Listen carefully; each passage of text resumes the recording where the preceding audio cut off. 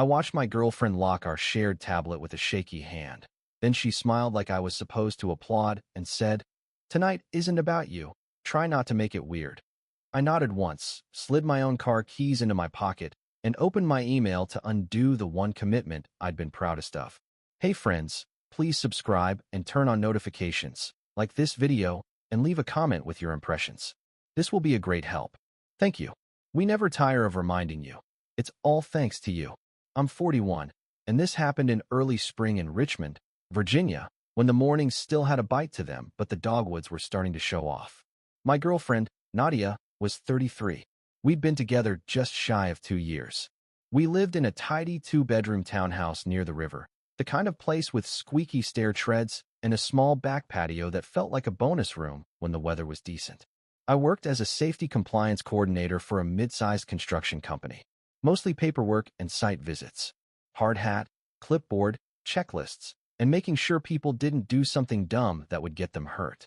Nadia was a project coordinator at an event planning firm. She was good at it, too. She could juggle vendors, timelines, and personalities like it was nothing. When we met, that energy felt like sunshine. The last couple months, that sunshine started coming with shadows. It was little things at first. Her phone used to sit face up on the counter while she cooked. Now it lived face down or in her back pocket. She'd step onto the porch to take quick calls and close the door behind her. She started doing her hair differently on weekdays, curling it in the morning, then forgetting to undo it when she got home, like she was trying to keep herself ready for something. And her schedule got strange. Most days, she left around 8:30 and came home around 6. Suddenly, she had client dinners on Tuesdays. Then she had vendor walkthroughs on Thursdays. But her firm mostly did corporate events, and I'd been to their office enough to know they weren't exactly the kind of place that needed a walkthrough at 9 at night. I'm not a jealous guy. I'm the kind of person who checks facts before feelings. If something looks off, I don't explode. I get curious. I watch. I listen. I take notes in my head. On a Friday in March, I came home early because a site inspection got rescheduled. I was in a good mood. I'd picked up groceries, and I was thinking about making her favorite chicken and rice dish and surprising her with a calm evening. We'd talked about moving to a bigger place when my lease ended in 2 months, something with a small yard. We'd already taken the first practical steps. We'd met with a lender for a pre-approval and started gathering documents. My inbox had a folder labeled Mortgage 2026, like a responsible adult trying to build a real future. When I walked in, Nadia wasn't home yet, but her shoes were by the door like always, and her tote bag was on the dining table. She'd left the shared tablet on the couch. We kept it in the living room for streaming, grocery lists, and splitting household stuff. Both our calendars were connected on it because it was easier that way. We also shared a budgeting app on it, again because it made life easier. I didn't touch her phone. I didn't go digging through her purse. I set the groceries down, washed my hands, and went to add something to the grocery list on the tablet. The screen lit up with a notification banner before I even tapped anything. It was from the budgeting app. Card purchase, $186.40, the Jefferson Hotel. That made me pause. The Jefferson is a nice old hotel downtown. Not the kind of place you book for an event planning work errand on a random Friday afternoon. Also, we didn't have an event there coming up, not that I knew. Nadia talked about her jobs like a sports commentator. I'd hear about every venue and every problem. I stared at the notification for maybe 3 seconds. That's all. Then I tapped to open the app, because this was our shared account, and it was literally what it was for. The transaction details popped up. Same amount. Same merchant. Timestamp, 1:12 p.m. I looked at the kitchen clock. It was 4:35. I set the tablet down like it was hot. I didn't feel rage. I felt that odd cold clarity you get when the picture starts to sharpen, and you realize it's been blurry on purpose. Nadia came home around 6:30, not 6. She walked in looking like she'd been styled for a photo shoot. Hair curled, makeup done, a light perfume she didn't wear to work anymore because, in her words, it gives me a headache. A fitted blazer over a dress, heels she only wore to weddings. She kissed my cheek, but her eyes didn't quite land on mine. They slid past me like she was already somewhere else. Hey, I said. Long day. Home. She replied, dropping her keys into the bowl by the door. I have to run out again tonight. I didn't move. For work. She made a face like I'd asked something inconvenient. Not exactly. I waited. I've learned that if you don't fill the silence, people will. Nadia exhaled like she was about to announce the weather. Evan's back in town. Evan. That name had come up before, but always in the past tense. Evan was her ex from before me. They dated in her late 20s. She described him once as fun but unreliable. The kind of guy who shows up big in the beginning and then disappears when real life starts. Okay, I said. And he's going through a rough patch, she continued, walking toward the kitchen and opening the fridge like she was inspecting a hotel minibar. He asked to talk. Just catch up. Clear the air. Where? I asked. Nadia shut the fridge and leaned back against the counter. Downtown. I kept my voice even. At the Jefferson? Her eyes snapped toward me. Just a flicker. That was enough. That's not. She started, then stopped and changed tactics. Why are you bringing that up? Because I saw it, I thought. Because it popped up on our shared tablet like a billboard. But I didn't say that yet. I said, I saw a transaction notification earlier. She lifted her chin. It was for a room. A room. For a conversation. I let that sit. My brain did the math quietly. I'm not staying the night, she added quickly, like she could hear the calculation in my silence. It's just a place to talk without noise. Without me, she meant. I took a slow breath. Why do you need a hotel room to talk to your ex? Nadia's expression hardened. Because it's none of your business. That's why. There it was. The disrespect wasn't the ex, not by itself. It was the way she tried to demote me in my own life. Like my role was to pay half the bills and clap politely while she did whatever she wanted. I asked one more question, calm. Did you tell him you have a boyfriend? She rolled her eyes. Of course. But he doesn't need your commentary. Then she said the line that flipped the switch in me. She looked straight at me and said, I'm not dragging you into this. Tonight isn't about you. Try not to make it weird. Not please, or I know this is uncomfortable. Not, I want you to feel secure. Just a command. A dismissal. Like I was a child she was dropping off at a babysitter. For a second, I could almost see the power play. She wanted me sitting at home, anxious, proving my worth, maybe begging her not to go. She wanted to come back later and say, see, you can't handle it. You're controlling. It was neat. It was packaged. It would make her the victim, no matter what. And in that second, something inside me got quiet. I didn't argue. I didn't demand. I didn't throw a fit. I nodded once and said, all right. She blinked. That wasn't the reaction she'd planned for. Nadia grabbed her water bottle and checked her phone. I'll be back later. I watched her move around, gathering things, glancing at the mirror, adjusting her earrings. She seemed relieved that I wasn't making it weird. She didn't realize calm isn't always surrender. Sometimes it's just the beginning of a different plan. While she was in the bedroom, I walked into the living room and picked up the tablet. I opened my email, my actual email, the one connected to my name and my commitments. I went into the Mortgage 2026 folder because that was the near future plan we'd been building. We were days away from paying for an appraisal on a house we'd toured twice. A small brick place in Bon Air with a narrow driveway and a fenced yard. We'd already put down a refundable deposit for the appraisal through the lender's portal. Not huge, but real.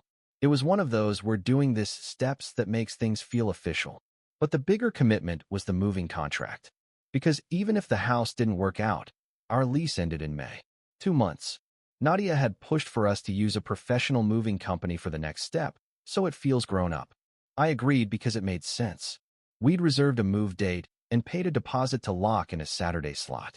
The contract was in my name because my work schedule was the one that needed the flexibility. Nadia had Venmo'd me her half the day we booked it. I found the email from the moving company. Subject: reservation confirmation, Riverbend Moving and Storage. I clicked it. Deposit: $650. Cancellation policy: full refund if canceled more than 14 days before move date. Partial if within 14. We were still outside that window by a week. I didn't feel dramatic. I felt responsible. Because here's what I realized in that quiet moment. I was planning a future with someone who was actively training me to accept disrespect. And the moment I moved into a jointly purchased house with her, everything would get harder. Loans, deeds, entanglements. The cost of leaving would become a mountain instead of a hill. So I made a simple choice. I decided to take the exit while it was still clean. At 7:02 p.m., I replied to the moving company email. Hi.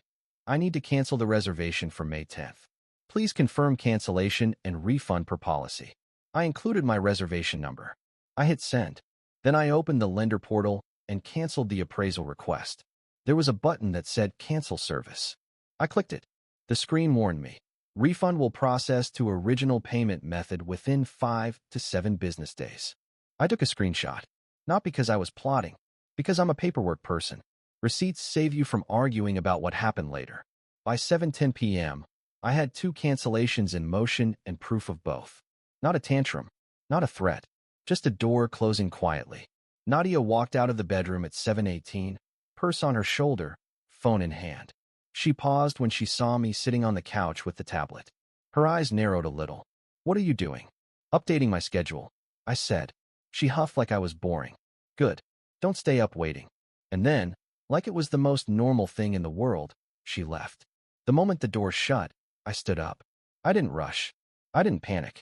I walked to the bedroom closet and pulled out 2 duffel bags and a plastic storage bin. I started with the easy category, things that were clearly mine and could never be argued.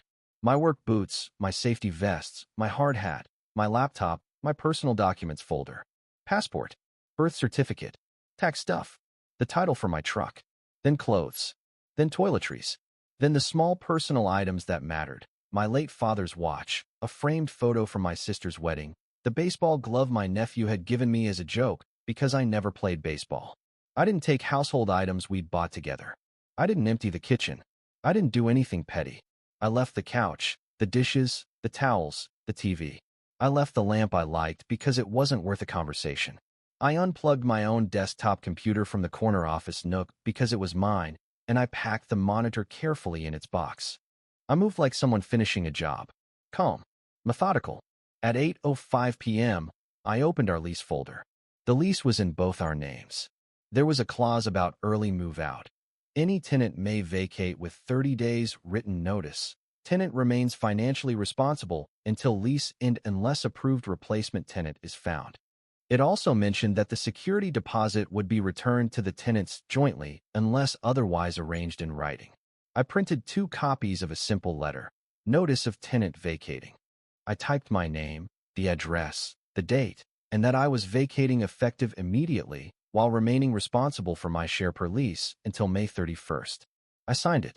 I scanned it to PDF and emailed it to the property manager from my own email with the subject line, notice of vacating, address, my name.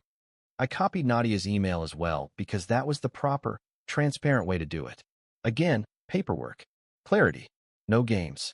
Then I opened our utilities spreadsheet. We split bills. Electricity and internet were in my name. Water was included in rent. I scheduled the internet to transfer to my new address later because I was going to stay with my older brother for a few weeks while I found a place. I scheduled the electric to remain active through the lease but set a reminder to send Nadia her portion each month by email, not by casual texts. Written record. Clean. At 8:42 p.m., Riverbend Moving and Storage replied. Reservation canceled. Refund of $650 will be issued to card ending 1184 within 3 to 5 business days. Thank you. I saved the email and took a screenshot.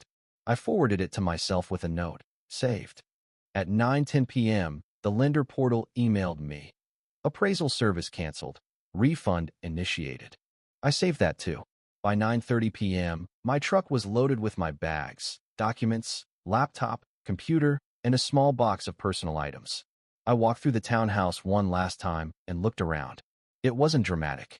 It was just different, like the set of a play after the actor leaves. I left a note on the kitchen counter. Short. Factual. Nadia, I'm staying elsewhere. I sent notice to the property manager. I canceled the moving reservation and the appraisal request that were in my name. I'll cover my share of rent through lease and per the lease. We can discuss deposit and remaining bills by email. My name. No insults. No accusations. Just reality. Then I drove to my brother's place across town. He was 45, practical, and not easily shocked. When I told him, he didn't ask for dramatic details. He just said, "You okay?" I said, "I'm clear." He nodded and helped me carry my bags inside. Nadia came back at 12:17 a.m. I know the time because my phone lit up with a notification as soon as she walked in and the door sensor connected to our home app chimed. Shared utilities, shared tech. Not spying. Just the normal systems we had set up together.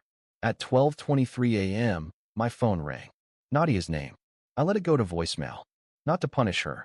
Because the time for live arguing was over. If she wanted to communicate, she could do it in writing. At 12:28 a.m., she texted, "Where are you? What is this note?" I didn't answer. At 12:41 a.m., she texted again, "This is insane. Call me right now." No. At 12:59 a.m., she called again. I turned my phone to silent and went to bed. The next morning at 7:05, I woke up to an email from Nadia titled, "Seriously?" It was a wall of words. Mostly disbelief, sprinkled with anger. She wrote that I was overreacting, that it was just a conversation, that I was punishing her, and that I was being controlling by leaving. I read it once, then replied with 4 sentences. "Nadia, I'm not debating this by phone. You booked a hotel room to meet your ex and told me to stay out of your way. I'm stepping back from the relationship and keeping things clean and legal. We can communicate by email about lease and shared bills." That was it. At 9:12 a.m., she showed up at my brother's house. He texted me from the living room. "She's here." I walked out, opened the front door, and saw Nadia on the porch with that tight smile people use when they want to look reasonable while they're boiling inside. "Are you kidding me?" she snapped the second she saw me. "You just disappeared like I'm some kind of monster." I kept my voice level. I left a note. "That note was cruel," she said, stepping forward like she wanted to push past me. "This is what you do? You run the second you feel threatened." "I'm not threatened," I said. "I'm done being dismissed." Her eyes widened. "I did not dismiss you. I told you not to make it weird. Because you make everything weird when I have any life outside of you." There it was, minimization and blame, right on schedule. I didn't argue the words. I addressed the facts. "You booked a hotel room to meet your ex. You told me it wasn't my business. You asked me to stay out of your way. It was just to talk," she insisted. "He's struggling. He needed closure." I nodded once. "That may be true, but you didn't treat me like a partner. You treated me like an obstacle." Nadia scoffed. "Oh, so now you're the victim." "I'm not a victim," I said. "I'm making a decision." Her face shifted. Anger to sarcasm. "So you canceled everything. You pulled the rug out because you didn't get your way." "I canceled commitments in my name," I replied. "That's appropriate." "You're unbelievable," she said, voice rising. "You're so cold. You act like you're above emotions." I didn't correct her. People like Nadia hate calm because it gives them nothing to grab. I said, "I'm not doing this on a porch. Email me about practical things." She crossed her arms, then changed again, like flipping channels. "Okay, fine. If you come home, we can talk. I'll explain everything." "You're being dramatic." "No," I said simply. Her eyes flashed. "So you're just going to throw away 2 years because I talked to someone I used to date?" I looked at her for a moment. "Because you chose secrecy and disrespect and then told me to stay out of your way." She opened her mouth, closed it. Then her eyes got glossy. Tears. Another switch. "I didn't think you'd leave," she whispered, like that was supposed to make me feel guilty. I kept my voice quiet. "That's the problem." She wiped her cheeks, then tried one last angle. Anger again. "You're humiliating me. My mom is going to ask questions. Everyone is going to think I did something awful." I held my gaze steady. "Your choices are your story." My brother shifted behind me, not threatening, just present. Nadia looked at him, then back at me, and realized she wasn't going to pull me into a yelling match. She backed down the steps. "Fine," she said. "Fine. If you want to act like this, then don't come crying back when you realize you made a mistake." I nodded once. "Take care." She left. The next week was exactly what you'd expect when someone loses control of the narrative they were trying to create. First, there were the calls from unknown numbers. I don't answer unknown numbers. It's a rule I made years ago because I work with contractors and sales calls, and it keeps me sane. But the voicemail messages started piling up. The first one was Nadia, voice shaking, saying, "Please call me." The second was her friend, a woman named Brielle, saying, "Nadia is a mess. You're being harsh." The third was Nadia again, angry this time, saying, "You're really going to ghost me?" After everything, I didn't reply to voicemails. I saved them. Receipts don't have to be dramatic. They just have to exist. Then Nadia emailed me from her work email, which told me she was either desperate or trying to bypass a filter. Subject line, "This is affecting my job." In that email, She said I was forcing her into instability and that I owed her a conversation. She also claimed I'd canceled our move without warning, like the move was the center of the universe. I replied with the same calm pattern. Communication is in writing. I will pay my share of rent through May 31st. Internet and electricity are in my name. I will keep them active and email you the split amount. For the deposit, we can ask the property manager to issue it jointly, and we can settle it after final utility costs. I'm not discussing the relationship further. Then came the intermediary. Her older sister emailed me. Subject line: please. Her message was polite but loaded. Nadia is devastated. She made a mistake. She needs you to talk to her. She's not a bad person. I didn't call her a bad person. I didn't insult Nadia. I replied, I'm not interested in reconciling. I will handle lease obligations. Thank you for understanding. After that, I blocked Nadia's number and set her emails to filter into a folder called Nadia Lease. Not to be cruel, to keep my life clean. The quiet karma came in like gravity. Not because I did anything to her, but because her choices had real-world consequences. A week after the porch scene, Nadia emailed me something that wasn't meant for me. She forwarded a message from someone named Evan without checking. The subject line was, "Can you spot me until Friday?" The email thread was short and ugly. Evan was asking her for money. She replied, I already paid for the room and dinner. He wrote back, yeah, but I'm in a bind. Don't be like that. That was it. That was her closure. A guy using her wallet like a life raft. She must have realized her mistake because she sent another email 2 minutes later. Ignore that. I didn't reply. I just saved it. Then there was the social embarrassment. Nadia's event planning firm had a big charity gala in April. I knew because she'd talked about it for months. One night, my brother's girlfriend, who worked in nonprofit circles, came home and said, hey, small world. Nadia was there tonight. She looked stressed. I didn't ask for gossip, but it came anyway. Apparently, Nadia had told coworkers she was moving soon and had big life changes coming. She'd been proud of that. Now she was scrambling to find a roommate or a cheaper place. Richmond isn't cheap like it used to be. A single income in a nice townhouse gets tight fast. She tried to make it my responsibility. She emailed me. I can't afford this place alone. You can't do this to me. I replied, I'm paying my share through May 31st, as stated. After that, you'll need to make arrangements. Please communicate only about the lease. That was it. By mid-April, she emailed again softer. I'm sorry. I didn't mean what I said. I read it. I didn't reply. Apologies that arrive after consequences aren't always about growth. Sometimes they're about regret for losing comfort. My life, meanwhile, got steadier in a way that surprised me. I found a one-bedroom apartment in a quieter part of town, near a park with a walking trail. I signed a lease under my own name. I set up automatic payments for my bills. I started cooking for myself again, simple meals, not the what will she want meals. I slept better. I didn't have that constant low-grade anxiety of wondering what I was missing. The final scene happened in late June, about 2 months after the lease ended. Summer had settled in, thick and warm.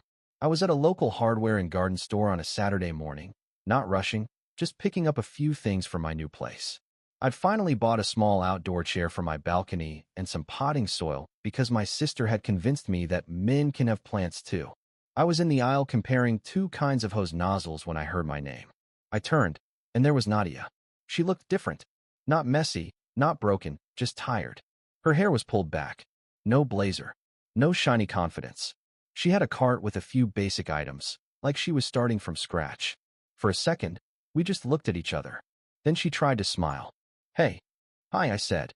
She stepped closer, careful, like she was approaching a skittish animal. You look good. Thanks, I replied. She took a breath. Can we talk? Just for a minute. I've been wanting to see you. I kept my face neutral.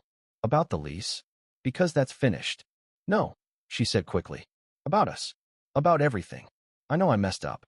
I know I said things. I was stressed and I raised a hand slightly, not dramatic, just a gentle stop sign. Nadia, I hope you're doing okay. I really do. But I'm not reopening this. Her eyes filled a little. I didn't even do anything. I swear. I just needed to see him. And you left like I meant nothing. I kept my voice calm and low, like I was talking to a coworker in a hallway. You told me to stay out of your way. You booked a hotel room with your ex. You made it clear my feelings didn't matter. I took you seriously. She swallowed. So that's it. 2 years. Gone. I nodded once. Yes.